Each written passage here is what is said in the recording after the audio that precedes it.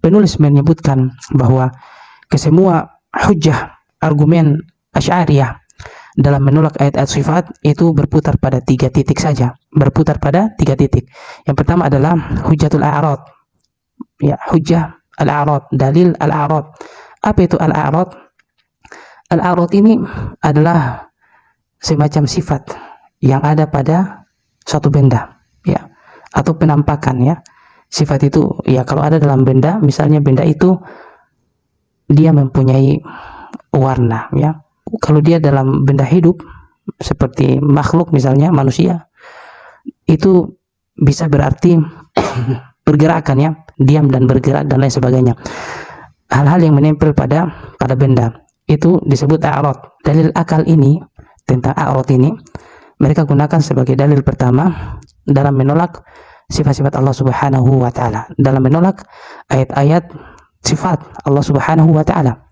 Ini mereka berbeda pendapat juga tentang a'rad ini, dan di internal Asy'ariyah sendiri berbeda pendapat tentang apa itu al-a'rad. Bagaimana definisinya? Bagaimana contohnya? Mereka belum sepakat pada definisi al-a'rad ini.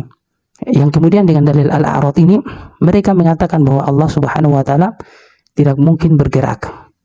Mengingkari sifat ikhtiyariyah, sifat fi'aliyah Allah Subhanahu wa taala, bahwa Allah Subhanahu wa taala turun di sepertiga malam, Allah Subhanahu wa taala datang di padang mahsyar, ya, tentang maji'u, kedatangan Allah, tentang turunnya Allah, pokoknya tentang hal-hal yang menyangkut tentang pergerakan atau dalam bahasa umumnya adalah sifatul fi'aliyah, perbuatan Allah, mereka pungkiri.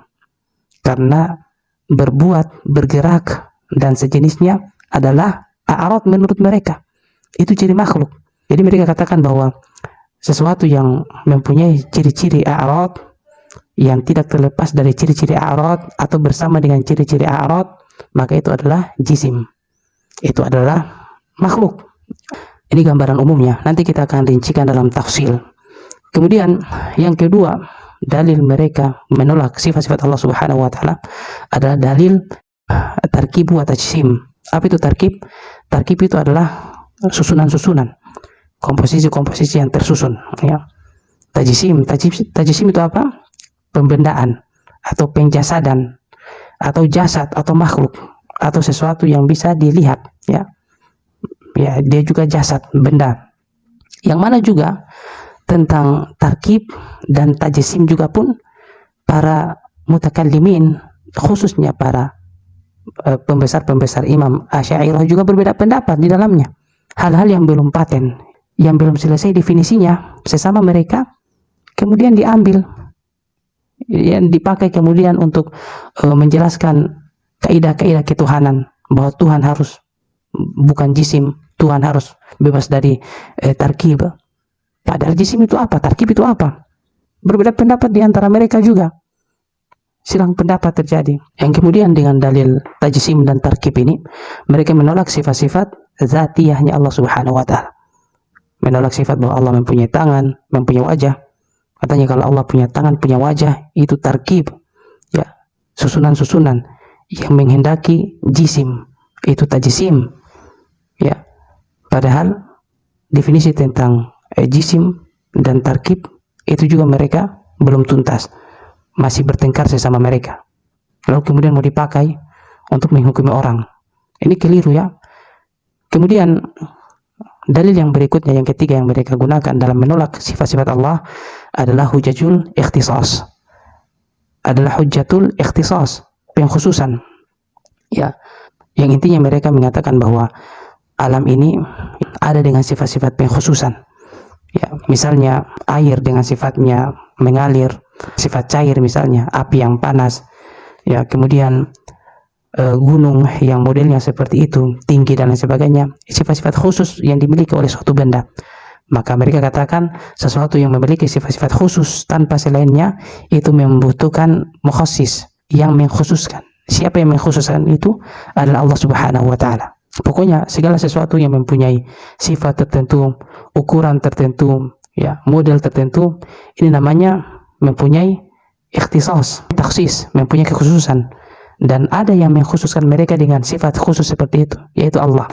Dengan argumen ini mereka menolak ya sifat-sifat Allah Subhanahu wa taala seperti sifat zatiyah, termasuk sifat ikhtiyariyah juga. Ya, keberadaan Allah Subhanahu wa taala ditolak. Di dalam alam bukan dalam alam ya tentu. Di luar alam juga bukan. Di luar alam karena nanti siapa yang mengkhususkan Allah Subhanahu wa taala harus di luar alam? Itu takhsis, ikhtisas. Berarti ada yang mengkhususkan Allah supaya berada di luar alam. Ya, kemudian yang anehnya mereka menerima tentang zatnya Allah Subhanahu wa taala. Tetapi tentang bahwa Allah Subhanahu wa taala Maha besar, itu mereka yakini Allah besar derajatnya, besar kemuliaannya. Tetapi zatnya mereka tidak katakan besar. Ya, mereka tidak katakan Allah itu adalah zat yang Maha besar. Mereka tidak katakan begitu. Karena kalau mereka yakini bahwa Allah Subhanahu wa taala zatnya besar, maka itu takhsis, membatasi Allah Subhanahu wa taala dengan ukuran. Hal-hal seperti ini sungguh menjanggal ya, dan aneh kedengarannya. Aneh kedengarannya. Ya, karena mereka bangun pemikiran mereka di atas pemikiran orang-orang yang tidak mengenal Allah Subhanahu wa taala. Di atas pemikiran orang-orang yang tidak kenal Nabi, tidak kenal Quran, apalagi sunnah. Nah, keluarga yang dirahmati Allah Subhanahu wa taala, semua 3 dalil umum yang kita kemukakan, kalau kita mau kerucutkan, itu hanya ada pada satu kata kunci, ada pada satu dalil besar, argumen besar, yaitu dalil kontradiksi atau pengkontradiksian antara Khalik dan makhluk, antara pencipta dan makhluk. Ya, kalau kita bertanya dari mana pemikiran mereka ini bahwa Allah Subhanahu wa taala sebagai Tuhan, sebagai Khalik harus bertentangan sifatnya dengan makhluknya, dari mana konsep seperti ini? Konsep yang tidak dikenal dalam Islam. Dalam Islam, Allah Subhanahu wa taala itu mempunyai sifatul kamal. Sifatul kamal, sifat yang sempurna. Sifat yang sempurna maksudnya apa? Lebih sempurna daripada sifat kita, ya. Lebih sempurna daripada apa yang dimiliki oleh makhluknya. Misalnya kita sebagai makhluk mempunyai sifat-sifat unggulan, sifat-sifat terpuji, atau kita katakan sifat-sifat yang sempurna dalam kategori kemakhlukan. Allah Subhanahu wa taala berfirman dalam Al-Qur'an, "Laqad khalaqnal insana fi ahsani taqwim." Allah menciptakan kita dalam rupa yang sebaik-baiknya. Kita manusia mempunyai sifat-sifat yang sempurna dalam kategori sebagai makhluk. Kita mempunyai sifat kasih sayang, Rahman, Rahim. Kita mempunyai sifat cinta. Kita mempunyai sifat kepemimpinan. Kita mempunyai sifat mengatur, sifat menguasai, dan lain sebagainya. Ini adalah sifat-sifat terpuji.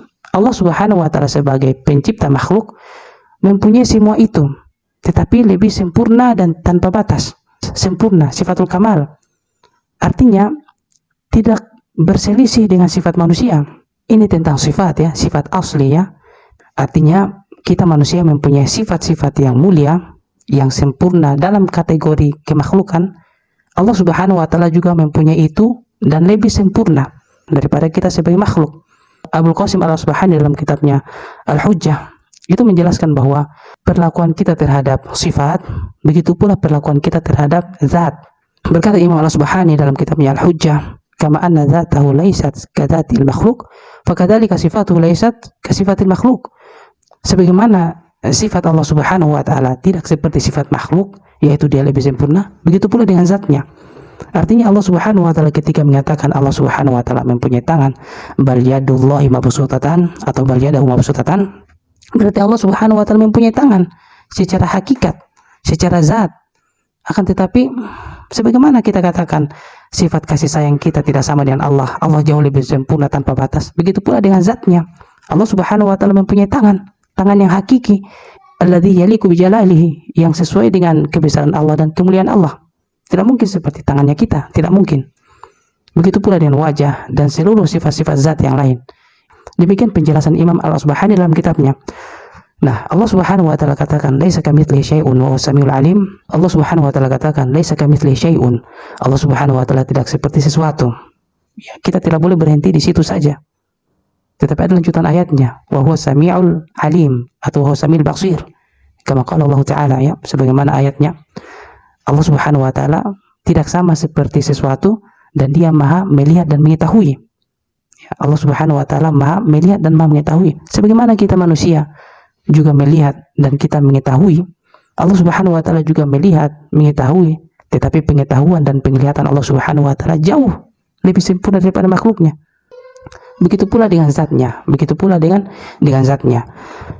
Keluarga yang dirahmati Allah Subhanahu wa taala. Nah, lalu dari mana pemahaman bahwa Allah Subhanahu wa taala mesti berkontradiksi sifatnya dengan makhluk? Dari mana? Ya, semua itu dari pemikiran-pemikiran di luar Islam. Siapa lagi kalau bukan dari Plato dan Aristoteles.